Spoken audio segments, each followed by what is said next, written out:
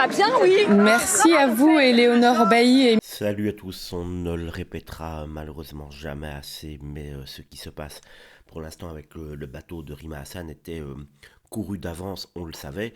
Les Israéliens ont prévenu également que s'il rentrait sans autorisation dans les eaux territoriales israéliennes, il serait arrêté.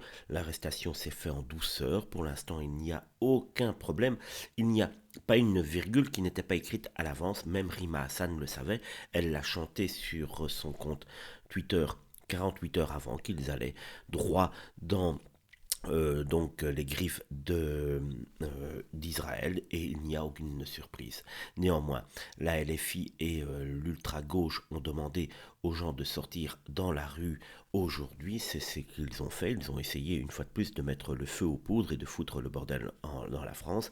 Et donc cela a donné plein de manifestations. Et lors d'une manifestation, donc, il y a une journaliste de France Info qui a été agressée place de la République par un militant de LFI, donc qui, pendant qu'elle donnait son interview, n'a pas arrêté de lui dire qu'elle était une facho, et on ne comprenait pas très bien ce qu'il voulait dire, mais on entendait très clairement facho par rapport à une journaliste de France Info.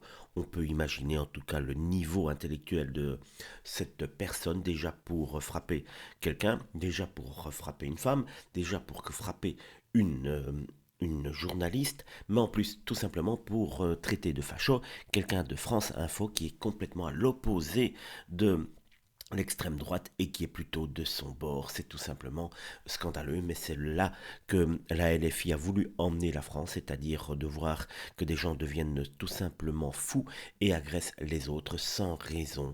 C'est véritablement interpellant, et il serait grand temps de mettre de l'ordre dans tout cela, car une fois de plus, je tiens à le dire et à le signaler, tout ce qui arrive au bateau de Rima Hassan était couru d'avance. Beaucoup de kéfiers, beaucoup de drapeaux